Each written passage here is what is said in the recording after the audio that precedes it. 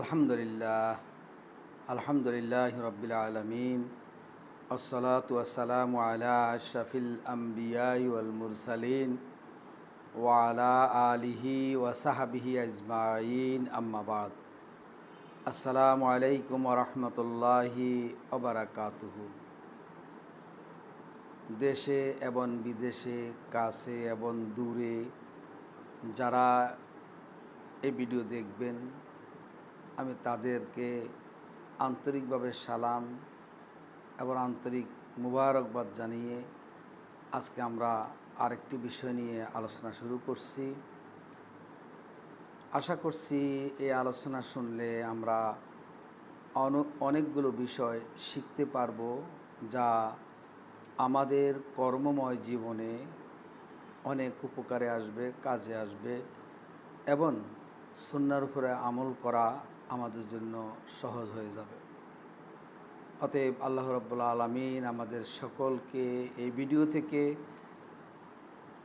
শোনার, বোঝার, আমল করার তৌফিক দান করুন, আমিন। সম্মানিত ভাইয়েরা, আজকে আমাদের আলোচ্য বিষয় হলো রাসূল সাল্লাল্লাহু আলাইহি ওয়াসাল্লামের দৃষ্টিতে আমাদের দৈনন্দিন জীবনের চিকিৎসা। যেই বিষয়গুলো মানলে আমরা আমাদের দৈনন্দিন জীবনে অনেক মারাত্মক ব্যাধি থেকে আমরা নিরাপদ থাকতে পারব। আল্লাহ রাব্বুল আলামিন কোরআন শরীফের মধ্যে ইরশাদ করেছেন, আউযু বিল্লাহি মিনাশ শাইতানির রাজীম, বিসমিল্লাহির রহমানির রহিম। লাকাদ কানা লাকুম ফি রাসূলিল্লাহি উসওয়াতুন হাসানাহ। আল্লাহ রাব্বুল আলামিন আমাদেরকে নির্দেশ করেছেন, সূরা আহজাবের 33 নম্বর আয়াত, রাসূলের জীবন আদর্শের মধ্যে একমাত্র তোমাদের জন্য আদর্শ, রাসূলের জিন্দেগির মধ্যেই তোমাদের জন্য উত্তম আদর্শ রয়েছে। আমরা আমাদের জীবনের শিশুকাল থেকে বৃদ্ধকাল পর্যন্ত আমাদের যে স্তরগুলো আমরা অবগাহন করি, সেই প্রতিটা স্তরেই যদি রাসূল সাল্লাল্লাহু আলাইহি ওয়াসাল্লামের আদর্শকে অনুসরণ করি, তাহলেই আমরা বিভিন্ন রকম আমরা একমাত্র মুক্তি পেতে পারি পরকালে, এবং দুনিয়ার মধ্যে একটা সুন্দর জীবন যাপন করতে আমরা পারব। বাবা হিসাবে রাসূলকে আদর্শ মানতে হবে। আপনার একজন রাজনীতিক লিডার হিসাবে রাসূলকে আদর্শ হিসাবে মানতে হবে। একজন অর্থনীতি পরিচালনাকারী, আপনাকে রাসূল সাল্লাল্লাহু আলাইহি সাল্লামকে আদর্শ হিসাবে মানতে হবে। এভাবে জিন্দেগির প্রতিটা ক্ষেত্রেই আমাদেরকে রাসূল সাল্লাল্লাহু আলাইহি ওয়াসাল্লামের আদর্শকেই মানতে হবে। এই মানার মধ্যেই আমাদের জন্য আছে কল্যাণ, এবং এর মধ্যে আছে আমাদের জন্য মুক্তি পরকালে। আমাদের জীবনে কোনো পীর, দরবেশ অথবা কোনো শায়েখ, কোনো দরবার আমাকে অনুসরণ করতে হবে না। যদি আমি একমাত্র মুহাম্মদ রাসূলুল্লাহ সাল্লাল্লাহু আলাইহি সাল্লামকে জীবন আদর্শ হিসাবে গ্রহণ করি, বাস আমার জন্য যথেষ্ট। এই জন্য আমরা রাসূল সাল্লাল্লাহু আলাইহি ওয়াসাল্লামকেই একমাত্র আদর্শ, একমাত্র আমাদের আমরা হিসাবে আমরা মানতে পারি। তাহলে আমরা সকল ক্ষেত্রেই আমরা এই থেকে আমাদের জীবনটাকে আমরা সুন্দর করতে পারবো ইনশাআল্লাহ। আল্লাহ রাব্বুল আলামিন আরেকটি আয়াতে, সূরা হাশরের 59 নম্বর আয়াতে বলেছেন, মান ইউতিউর রাসূলা ফাকাদ আতা আল্লাহ। যে ব্যক্তি রাসূলের আনুগত্য করবে, রাসূলের জীবন আদর্শকে অনুসরণ করবে, সেই ব্যক্তি আল্লাহকে অনুসরণ করবে। এরপর একটা আয়াতে আল্লাহ বলেছেন, মা আতাকুমুর রাসূলু ফাখুযুহু ওয়া মা নাহাকুম আনহু পান্তাহু। রাসূল যা নিয়ে আসছেন আঁকড়ে ধরো, আর যা নিষেধ করছেন তার থেকে বিরত থাকো। রাসূল সাল্লাল্লাহু আলাইহি সাল্লাম নিজেও বলেছেন, ফাইজা নাহাইতুকুম আন শাইইন, যদি আমি তোমাদের কোনো বিষয় নিষেধ করি ফাজতানিবুহু, সেটা থেকে তোমরা বিরত থাকো।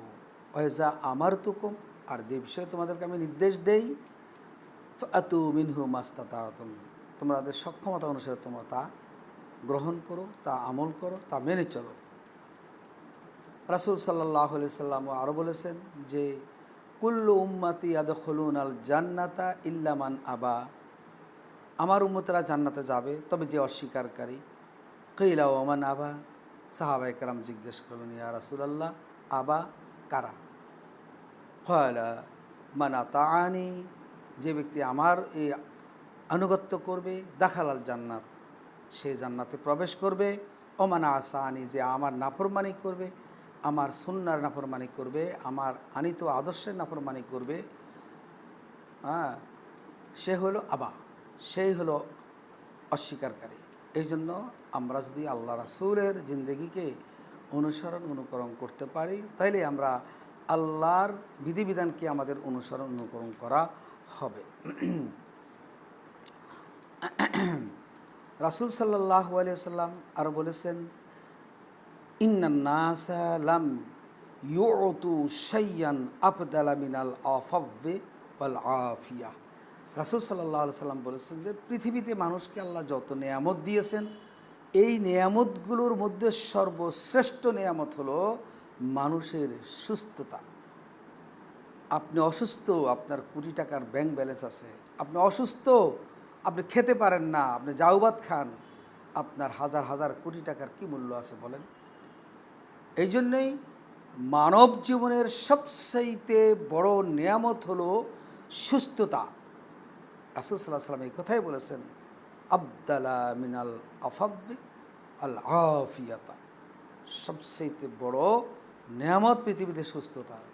সুস্থ যদি না থাকেন, বাড়ি গাড়ি, কোটি কোটি টাকা, কারি টাকা, কোথায় অনেক বিঘা, অনেক জমি, কোথায় আপনার কাজে লাগবে না। আপনি অসুস্থ, খেতে পারেন না, চলতে পারেন না, একজনের উপর ভর করে বাথরুমে যেতে হয়, অতএব আপনার ওই কোটি টাকা আপনার কাজে আসছে না। এই জন্য এই সুস্থতার নেয়ামতটা সবচেয়ে বড় নেয়ামত, মানব জিন্দিগিতে সবচেয়ে বড় নেয়ামত। যার চোখ নাই তাকে যে বলেন, ভাই তুমি কি চাও, দেখবেন সেই অন্ধ ব্যক্তি বলবে, ভাই আমার শুধু চোখ চাই, আর কিছু চাই না। যে ব্যক্তির পা নাই, হাঁটতে পারে না, সেই ব্যক্তিকে যদি জিজ্ঞেস করেন তুমি কি চাও, তাহলে সে দেখবে শুধুমাত্র পা হিসাবে আর কিছুই চাবে না।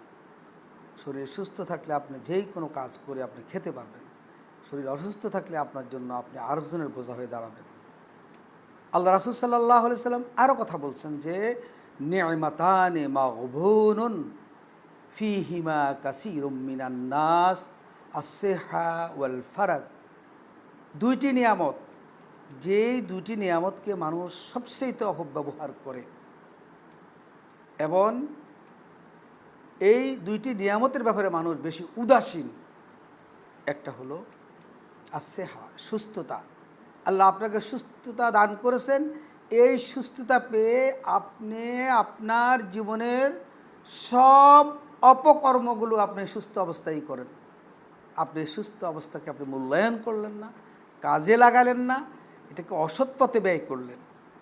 এই জন্য আল্লাহ রাসূল বলেছেন মানুষ দুটো নিয়ামতকে তারা উদাসীনভাবে ব্যবহার করে। একটা হলো সুস্থতা, ওয়াল ফারাগ, আরেকটা হলো অবসর সময়। আপনার জীবনের অবসর সময় একটা নিয়ামত। আপনি সকালবেলা উঠে চলে যান অফিসে, আবার ব্যাংক থেকে ফিরে আসেন রাত 10টায়। আপনি সকালেও আপনার সন্তানদেরকে ঘুমে দিয়ে গেলেন, রাত্রে এসে ঘুমে দেখলেন, এর মধ্যে একটা সময় পাইলে সেই সময়টাকে আপনি যদি মুভি, গান বাজনা অথবা অপকর্মে আপনি ব্যয় করেন, তাহলে এটা আপনাকে ঠিক আপনার এই অবসর সময়টা আপনার জন্য নেয়ামত হিসাবে আপনি এটাকে আপনার পরিবারের সুগঠনে, আর্থিক আরও সচ্ছলতা এবং এলেম অর্জন এবং দিনের কাজে আপনি ব্যয় করলে এটাই আপনার জন্য কল্যাণকর হবে। قال رسول الله صلى الله عليه وسلم يا عباس يا عم رسول الله صلى الله عليه وسلم سال الله العافية في الدنيا والآخرة রাসূল সাল্লাল্লাহু আলাইহি সাল্লাম তার চাচা আব্বাসকে বলতেছেন, হে চাচা, রাসূলের চাচা আব্বাস, আপনি আল্লাহর কাছে আপনি দোয়া করেন কি জন্য? আফিয়াতা ফিদ দুনিয়া, দুনিয়া এবং আখিরাতে সুস্থতার জন্য আপনি আল্লাহর কাছে দোয়া করেন। এমনকি দোয়াও রাসূল সাল্লাল্লাহু আলাইহি সাল্লাম আল্লাহর কাছে দোয়া করতেন, আল্লাহুম্মা ইন্নী আসআলুকাল আফিয়াতা ফিদ দুনিয়া ওয়াল আখিরা, হে আল্লাহ, আপনার কাছে আমি সুস্থতার জন্য দোয়া করছি, দুনিয়া এবং আখিরাতের সুস্থতার জন্য দোয়া করছি। আমরা নামাজের পরে, নামাজে সেজদায়, আমরা আত্তাহিয়াতে এবং দুরুদের পরে আমরা দোয়া করতে পারি, আল্লাহুম্মা ইন্নী আসআলুকা আফিয়াতান সিহা ফিদ দুনিয়া ওয়াল আখিরা, হে আল্লাহ, দুনিয়া এবং আখিরাতের উভয় জগতের সুস্থতা আপনার কাছে কামনা করছি। এই দোয়াটা আমাদের করা উচিত, প্রতি নামাজেই করা উচিত, কারণ এটা একটা নেয়ামত। আপনি মনে করেন টাকা পয়সা ধন দৌলত নেয়ামত, কিন্তু আপনার সুস্থতা একটা বড় নেয়ামত।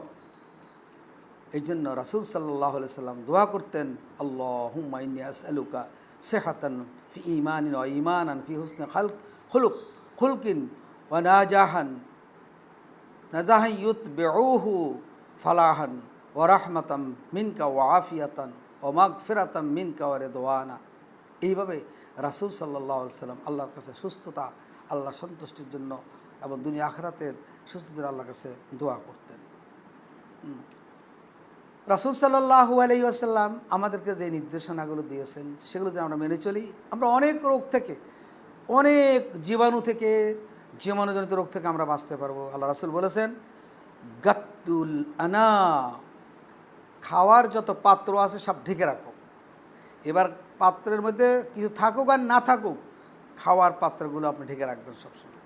খাওয়ার পাত্র যদি খোলা রাখেন, এখানে মাছি বসবে, বিভিন্ন রকম জীবাণুযুক্ত জিনিস হাঁটাহাঁটি করবে, আপনি এই পাতিল থেকে কিছু খাইলে আপনি অসুস্থ হয়ে যাবেন এবং মারাত্মক রোগে আক্রান্ত হতে পারেন। ও আকুশ সেকা, পানপাত্র, আপনার গ্লাস বলেন, জগ বলেন, বোতল বলেন, যেটার মধ্যে আপনি পানি রাখেন, কলস বলেন, এটাকে আপনার সবসময় ঢেকে রাখবেন। পানির পাত্রকে কোনোদিনও আপনি কী করতে পারবেন না, আপনি খালি রাখতে পারবেন না। ওয়াগলিকুল আবওয়াব, মেইন দরজা বন্ধ রাখতে হবে। আপনার মেইন দরজা যদি খোলা রাখেন, যেই কোনো মুহূর্তে আপনার বিপদ চলে আসতে পারে, যেই কোনো মুহূর্তে বিপদগ্রস্ত হতে পারেন। আপনি ইবলিস শয়তানও প্রবেশ করে আপনার মেইন দরজা দিয়ে, এই জন্য এটাকে বন্ধ রাখতে হবে। সারাদিন দরজাটা খোলা রাখা ঠিক হবে না। ও আতফিউ সিরাজ, এবং বাতি নিবায়া ঘুমাইবেন, বাতি জ্বালায়া ঘুমাইবেন না। বাতি নিবায়া ঘুমালে এই বাতি থেকে অনেক সমস্যা সৃষ্টি হতে পারে। অনেক ইবলিস শয়তানি করে আগুন লাগা দিতে পারে, যে কোনো একটা মারাত্মক সমস্যা। এমন আপনার শারীরিকভাবে আপনি অসুস্থ হয়ে পড়তেন বাতির আলো করে, এবং আপনার ঘুমটাও সুন্দর হবে না যদি আপনি বাতি নিয়ে না নিবাইয়া ঘুমান। এই যে রাসূল বলছেন বাতি নিবাইয়া ঘুমাও। ওয়াকাল আলাইহিস সালাম, রাসূল আরও বলেছেন, দেখেন, মিসওয়াক, আপনার দাঁতের মাড়ির রোগ আপনার কাছে কী পরিমাণ কষ্ট দেয়, আপনার দাঁতের রোগগুলো আপনাকে কি পরিমাণ কষ্ট দেয়, যারা ভুক্তভোগী তাদেরকে জিজ্ঞেস করে। আল্লাহ রাসূল বলেছেন, আসওয়াকু মিতহারাতুন লিল ফাম, যে মিসওয়াক করা হলো তোমার মুখের জন্য পবিত্রতা, পরিচ্ছন্নতা, মিরদাতুল রব, এবং আল্লাহ সন্তুষ্টি অর্জন। আপনার মুখে দুর্গন্ধ থাকবে, আল্লাহ অসন্তুষ্ট থাকবে। আপনার মুখটা সুগন্ধি থাকবে, ভালো থাকবে, দুর্গন্ধ থাকবে না, এটা আল্লাহ পছন্দ করেন।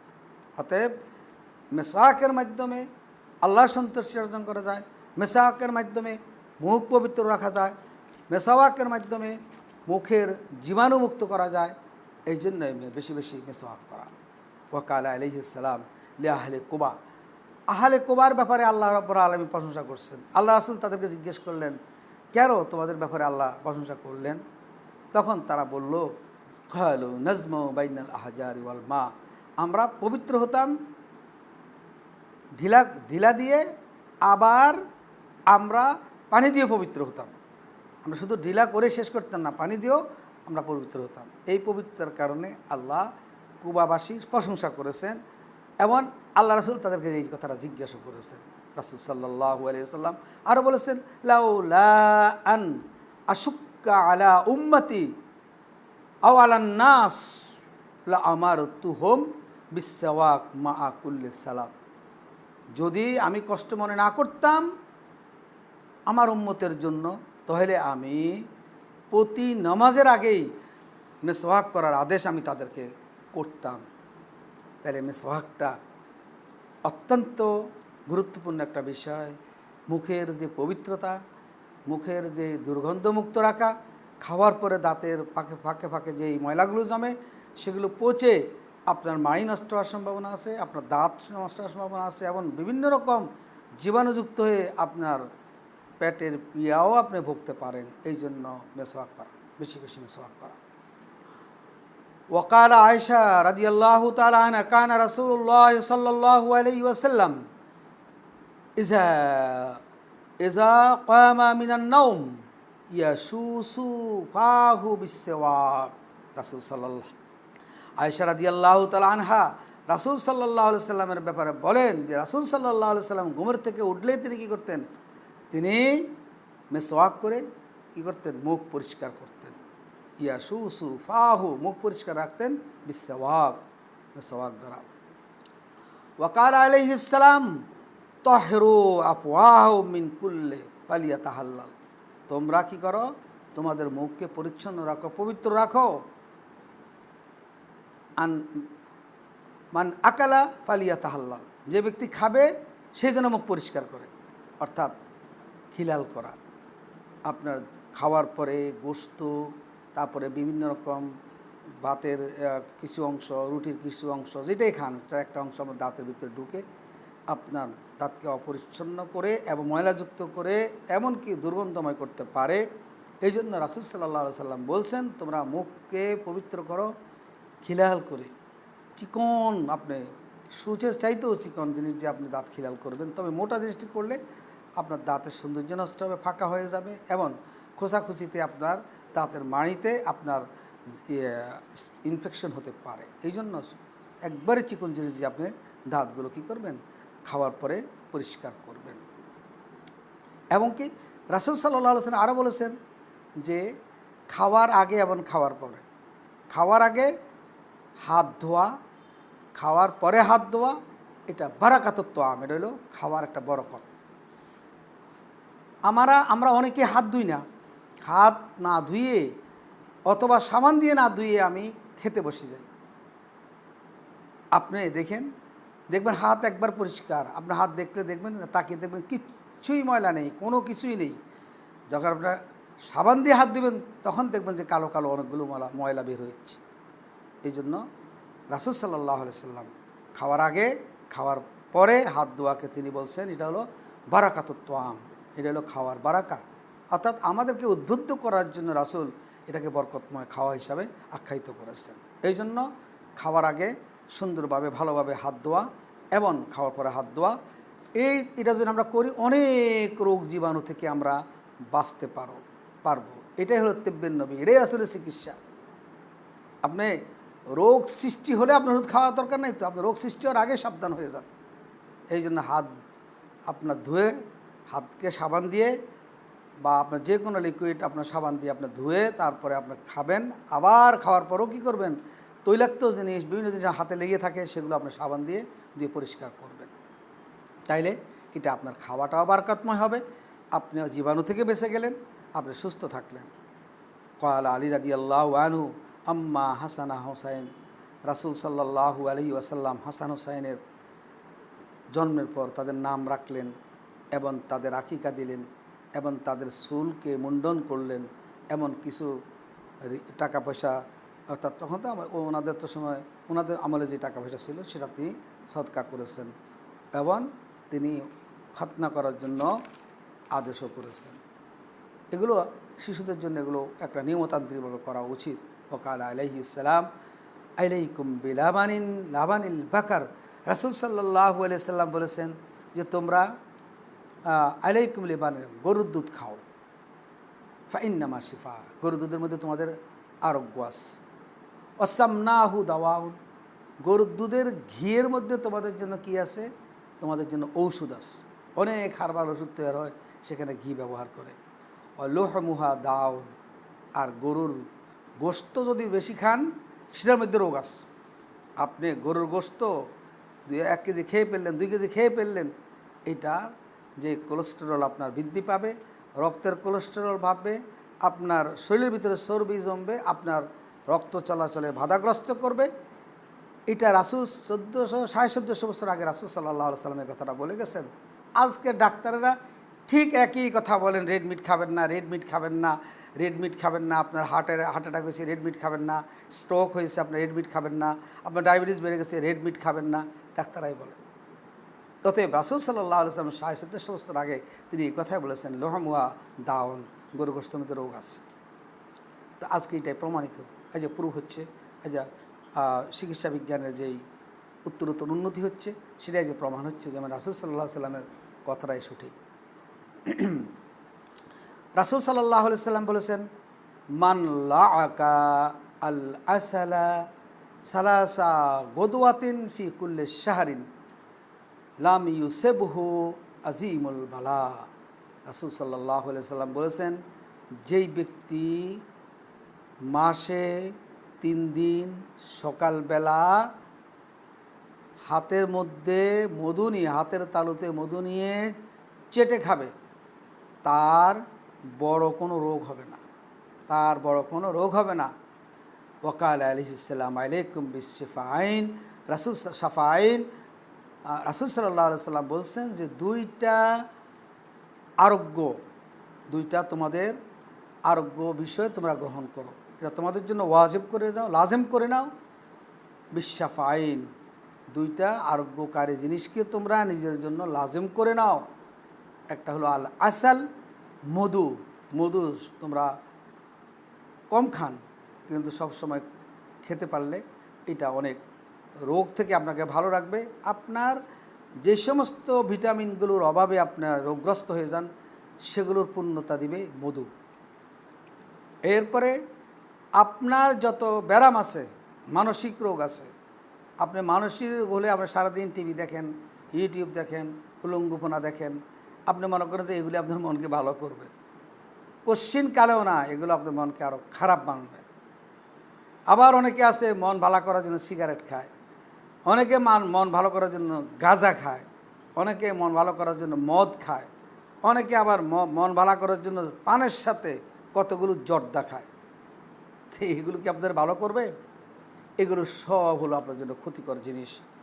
জর্দা, সিগারেট, গাঁজা কোনোটাই আপনার মনকে কোনোদিন ভালো করবে না। আপনার মনের যন্ত্রণা, শরীরের যন্ত্রণাকে আপনাকে বৃদ্ধি করে দিবে। অতএব আপনি যদি শারীরিক সুস্থতার জন্য খাবেন মধু, আর মানসিক সুস্থতার জন্য আপনি পড়বেন কোরআন, আল কোরআন। আপনার মানসিক আমার পাগলামি, আপনি যেগুলো খেলে আপনার বলেন যে মন ভালো থাকবে, সেগুলো বাদ দিয়ে আপনি কোরআন পড়া শুরু করে দেন, কোরআনের অর্থ সহ পড়েন। আপনি যখনই খারাপ লাগবে আপনি কোরআন, অথবা কোরআন আপনার মোবাইলে কোরআন দিয়ে শুনতে থাকেন, অথবা আপনি নিজে কথা কোরআন শরীফ পড়েন, দেখবেন যে আপনার মন ভালো হয়ে যাবে। এটা আল্লাহ রাসূল বলে গেছেন যে 2টি আরোগ্য, একটা হলো আপনার মস্তিষ্ক, মন, মানসিকতা এবং হীনমন্যতা, এগুলোর যেই চিকিৎসা সেটা হলো কোরআন, আর আপনার শারীরিক সুস্থতা হলো মধু। এই 2টাকে রাসূল বলছেন তোমরা নিজের জন্য লাজেম করে নাও। অতএব এই 2টির মধ্যে আমাদের জন্য প্রশান্তি আছে, আত্মার প্রশান্তি আছে, মানসিক প্রশান্তি আছে, হৃদয়ের প্রশান্তি আছে, এবং মধুর মধ্যে আছে আমাদের শারীরিক সুস্থতা। ওয়াকাল আলাইহিস সালাম ইত্তাকু আল-লাআনাইন, রাসূল আরও বলেছেন তোমরা 2টা অভিশপ্ত জিনিসকে তোমরা কি করো, এগুলো থেকে বেঁচে থাকো। সে 2টা অভিশপ্ত কি? সাহাবারা জিজ্ঞেস করলেন, মা আল্লাহ ইনান, হে রাসূল, ইয়া রাসূলুল্লাহ, সেই 2টি অভিশপ্ত জিনিস কি? ক্বালা আল্লাযী ইয়াতাখাল্লা ফি তারিকিন নাস, যারা মানুষ চলাচলের রাস্তার মধ্যে প্রস্রাব পায়খানা করে, এরা হলো অভিশপ্ত। যেখান দিয়ে মানুষ হাঁটাচলা করে, মানুষ চলাচল আছে, সেই জায়গার মধ্যে আপনি পায়খানা করে রাখবেন। আমি একবার ডিজি দেখেন, এই যে জাতীয় ঈদগাহ ময়দানের এই পাশেই আপনার মহাপরিচালকের কার্যালয়। আল্লাহ ইন্না লিল্লাহ, একটু হেঁটে যাচ্ছিলাম, রাস্তার পাশে বাম পাশে কি যে ময়লা করে রাখছে, আস্তাগফিরুল্লাহ। অতএব এই ধরনের কর্মকাণ্ড যারা করে তারা অভিশপ্ত। আউজিল্লিহিম, অথবা কোনো ছায়া দেয় এরম গাছ, ছায়াদার গাছের নিচে প্রস্রাব পায়খানা করা, এই ব্যক্তিও কি অভিশপ্ত ব্যক্তি। এই অভিশপ্তমূলক এই কাজগুলো থেকে আমাদেরকে বিরত থাকার জন্য রাসূল সাল্লাল্লাহু আলাইহি সাল্লাম নির্দেশ করেছেন। হ্যাঁ, এরপরে এই যে আপনার প্রস্রাবের ব্যাগ হয়েছে আর আপনি একে আটকায় ধরে রাখছেন, এটাকে আপনি আটকে ধরে রাখছেন। অনেক সময় মা বোনেরা এই কাজটা বেশি করে, এটা করবেন না। আপনার এই প্রস্রাব আটকে রাখলে আপনার যেই কিডনির যে চাকনিগুলো আছে সেগুলো ক্ষতিগ্রস্ত হয়, আর সেগুলো ক্ষতিগ্রস্ত হলে কিডনির চাকনিগুলো যদি নষ্ট হয় তাহলে আপনার ময়লা পরিষ্কার করতে পারে না, এতে করে ওই ময়লাগুলো আপনার শরীরের ভিতরে ঢুকে যায়।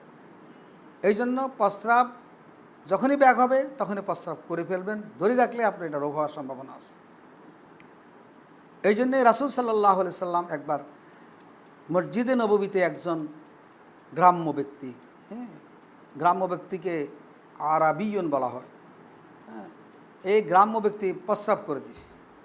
ফাতানাওয়ালহুন নাস, এখন তো সাহাবায়ে কেরাম তো মনে করেন খেপে গেছে।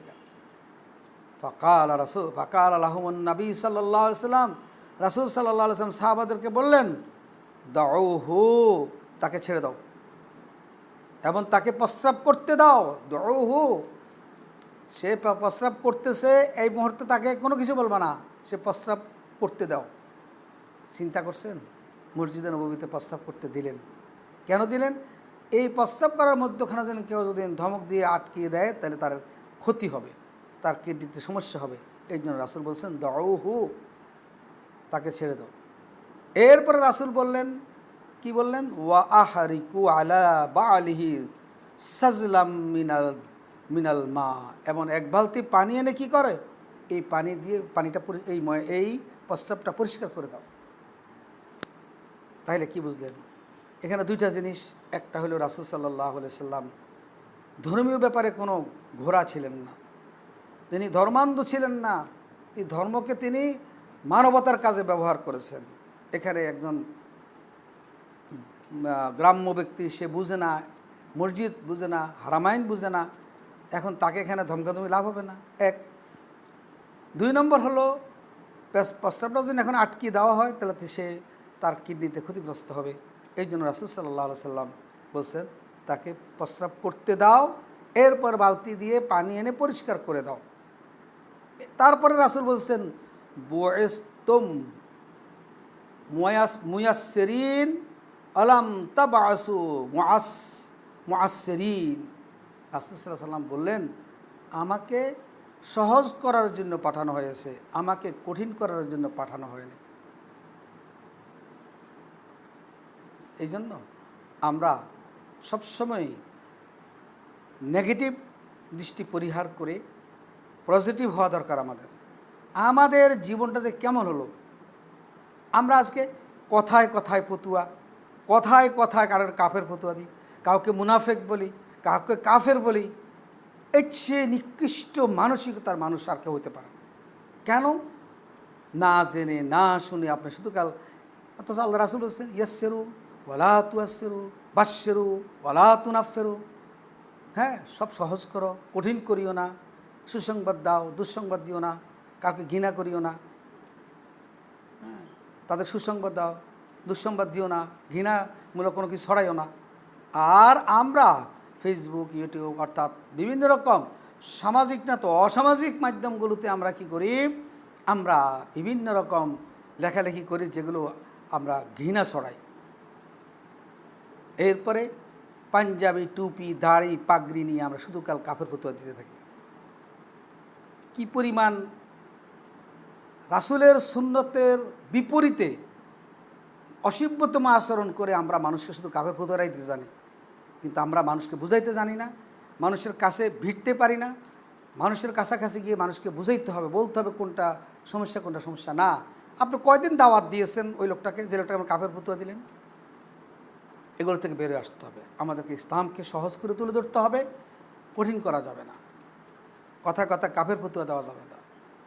এরপরে আমরা ওই যে প্রস্রাব আটকানি রাখা, আপনি ট্রেনে বাসে যখনই যাবেন যেখানে থাকবেন এগুলো আপনারা করবেন না। প্রস্রাব ব্যাগ হলে সেটা প্রক্রিয়াভাবে কীভাবে আপনি সারতে পারেন সেই ব্যবস্থা আপনি করবেন, কিন্তু আটকে রাখবেন না, রাখলে আপনার কিডনির চাকনি নষ্ট হয়ে যাবে। এরপরে আমাদের অসুখ বিসুখ হলে, আমাদের জ্বর হলে আমরা যেভাবে আল্লাহকে বকাঝকা করি, এটা কি হলো, আমার এত জ্বর কেন, এত ডিগ্রি কমে না কেন, প্যারাসিটামল খাইলাম, ওষুধ খাইলাম কমে না কেন, তারপরে কি অ্যান্টিবায়োটিক খাইলাম কমে না কেন, এইভাবে হতাশা হই।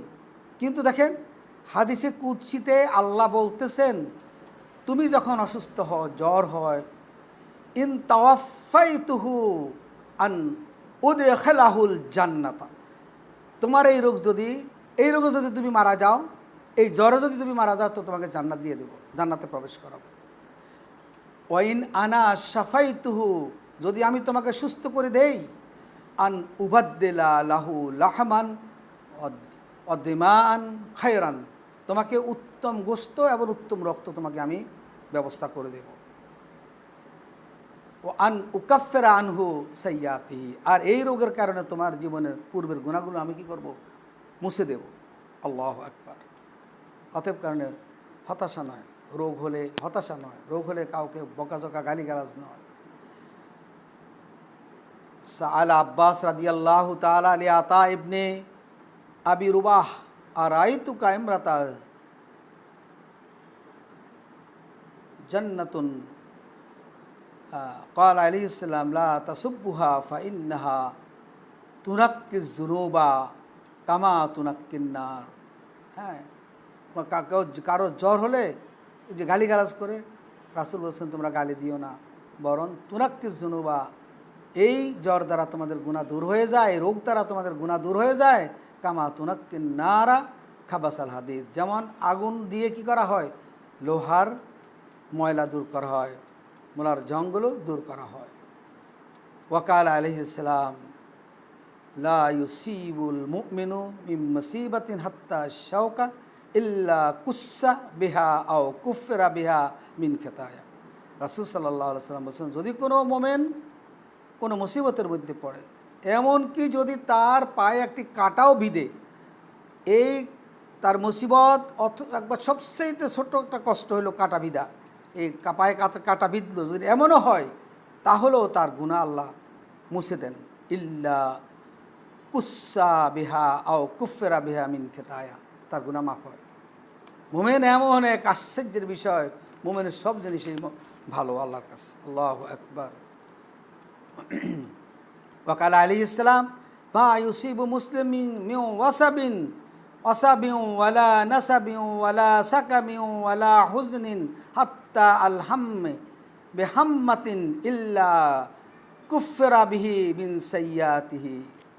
আল্লাহ রাসূল সাল্লাল্লাহু আলাইহি সাল্লাম বলেন, যদি কোনো মুসলমানের কোনোভাবে কোনো ব্যথা পায়, ওয়ালা নাসাবিন কোনোভাবে কোনো কষ্ট পায়, ওয়ালা সাকামিন অথবা কোনো রোগগ্রস্ত হয়, ওয়ালা হুজনিন অথবা কোনো পেরেশানিতে আসে, হাত্তা আল হাম্মা বেহাম্মাতিন অথবা ছোটো থেকে ছোটোতম কোনো কষ্ট সে পায়, ইল্লা কুফরা বিহি আন সাইয়্যাতি, এইগুলো দ্বারা তার কি হয়, তার গুনাহ মাফ হয়ে যায়।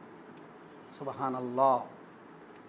ওয়াকাল আলাইহিস সালাম লা তামান্নায়ান্না, তোমাদের কেউ যেন মৃত্যুর কামনা না করে।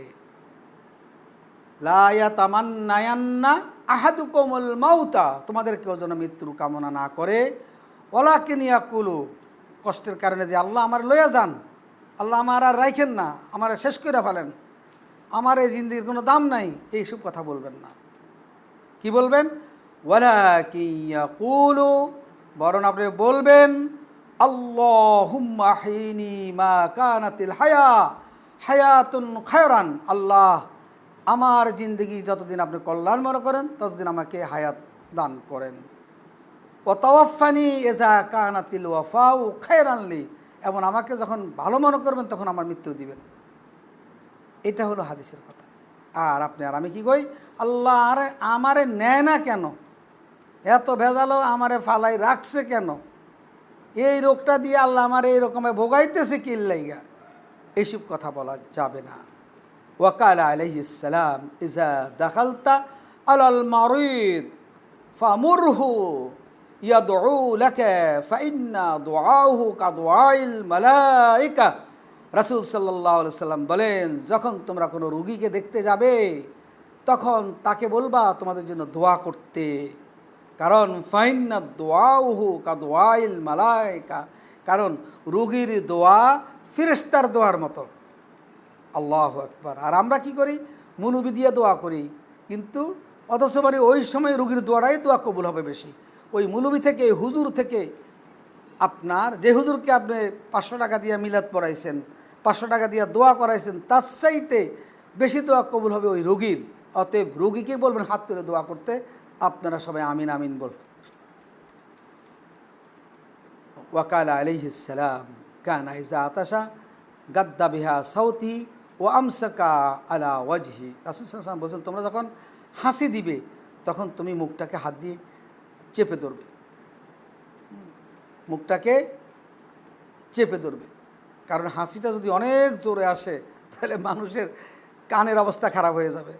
হাসি দিলে আলহামদুলিল্লাহ বলা, এবং যিনি শুনবেন তিনি ইয়ারহামুকাল্লাহ বলবেন, আর যিনি ইয়ারহামুকা বলবেন, আর যিনি হাসি দিয়েছেন তিনি ইয়াহদিকুমুল্লাহ,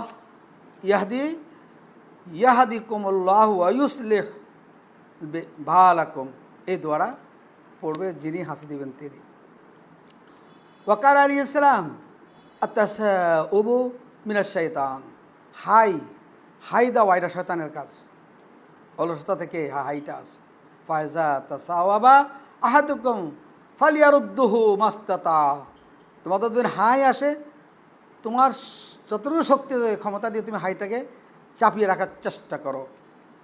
ফাইন্না আহাদাকুম ইজা কালাহা দাহিকা শয়তান, হাই আসলে মানুষ শয়তান হাসে।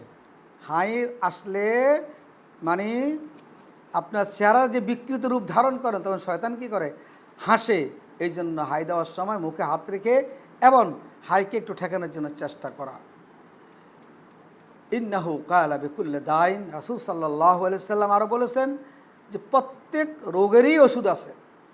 ফায়জা উসিবা দায়, বা যদি ওষুধটা ঠিক মতন পড়ে, রোগ অনুসারে ওষুধ পড়ে, তাহলে কী হয়, বারা বিইজনিল্লাহ, তাহলে আল্লাহর হুকুমে সেই রোগটা বের হয়ে যায়। অতএব প্রত্যেকটা রোগের কি আছে, ওষুধ আছে। মা নাজার আল্লাহ মিন দাইন, আল্লাহ এমন কোনো রোগ পৃথিবীতে পাঠান নাই ইল্লা আনজালাহু শিফা, যে রোগের আরোগ্য নাই, ওষুধ নাই, এরকম কোনো রোগ আল্লাহ দুনিয়াতে পাঠান নাই। আল্লাহু আকবার। ওয়াকাল আলাইহিস সালাম মান তাব্বা আলাম ইউলাম মিনহু তিব্বু কাবলা যালিকা ফাহুয়া দামিনুন, কেউ যদি চিকিৎসা করলো, এই চিকিৎসা সে জানেই না, কিন্তু সে অন্যায়ভাবে জুলুমভাবে সে চিকিৎসাটা করলো, তাহলে এই রোগের যদি কোনো ক্ষতি হয় এর দায়িত্ব সব নিতে হবে ওই ডাক্তারকে, কারণ সে জানে না এই রোগ সম্পর্কে, তারপরে চিকিৎসা শুরু করে দিয়েছে। যার কারণে এই রোগীর মরে গেলে যত গুনাহ হবে সব গুনার দায় ওরে নিতে হবে, কারণ সে জানে না যে এই রোগ সম্পর্কে চিকিৎসা করতে, জানে না, সে সেই রোগের চিকিৎসা করবে না। যদি করে আর এই রোগের কিছু হয় তাহলে দায় দায়িত্ব নিতে হবে ওই ডাক্তারকেই। ওয়াকাল আলাইহিস সালাম ইন্নাল্লাহ আনজালা আদ-দাওয়া ওয়া জাআলা লিকুল্লি দাইন দাওয়াউন ওয়া তাদাউ ওয়ালা তাদাউ বিহারাবিন। রাসূল সাল্লাম বলছেন যে মানে প্রত্যেক রোগেরই চিকিৎসা আছে, এমন কোনো রোগ পাঠান নাই যে রোগের চিকিৎসা নাই। তবে রাসূল বলছেন যে তোমরা হারাম জিনিস দিয়ে কোনো চিকিৎসা করবা না, হারাম জিনিস দিয়ে চিকিৎসা করবা না। আমাদের দেশে অনেকেই বলে যে বাঁচার জন্য মদ খাওয়া যায় আছে, চিকিৎসার জন্য মদ খাওয়া যায় আছে, চিকিৎসার জন্য সিগারেট গোস্ত খাওয়া যায় আছে, এগুলো আমরা বলি। কিন্তু রাসূল সাল্লাল্লাহু আলাইহি সাল্লাম বলছেন আন্নাল্লাহ লাম ইয়াজআল শাফাউকুম ফিমা হারামুন আলাইকুম, যেটা তোমাদের জন্য হারাম করেছেন সেটার মধ্যে তোমাদের জন্য কোনো চিকিৎসা নাই, যেটা হারাম সেটার মধ্যে কোনো চিকিৎসা নাই। ইন্না তারিক ইবনে সুয়াইদ সাআলান নবী সাল্লাল্লাহু আলাইহি ওয়াসাল্লাম আনিল খামরে ফানাহাহু, সাহাবী জিজ্ঞেস করলেন, ইয়া রাসূলুল্লাহ, মদ দিয়ে চিকিৎসা করার জন্য। তখন রাসূল বলছেন, ফাকালা ইন্নামা আসনাউহা লিদ্দাইন, কারণ এই রোগে, এই মদে তো রোগে সৃষ্টি করে, অতএব কালা ইন্না যালাকা লাইসা বিদাওয়াইন, এটা আবার চিকিৎসা হলো কীভাবে, এটা আরোগ্য দেবে কীভাবে?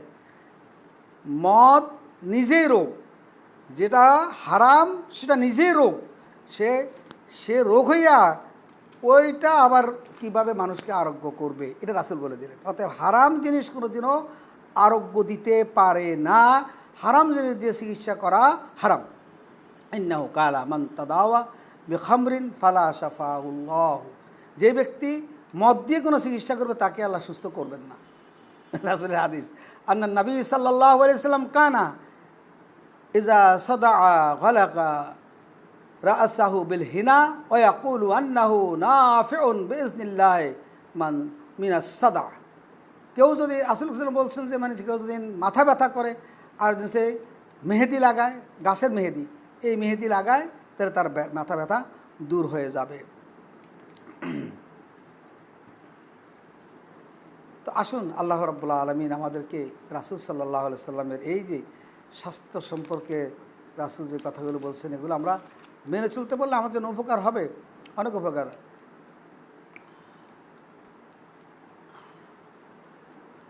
আলাইকুম বিহাজিহিল ঝাবরা সৌদায় ফাইন্না ফিহিমা, রাসূল সাল্লাল্লাহু আলাইহি সাল্লাম বলছেন যে কালো জিরার কথা বলছেন, যে কালো জিরা তোমরা খাবে এবং কালো জিরা তোমাদের জন্য লাজিম করে নিবে, কারণ এটা মিনকুল্লে দাইন, প্রত্যেক রোগের এটা চিকিৎসা, এটা দিয়ে চিকিৎসা করা যায়।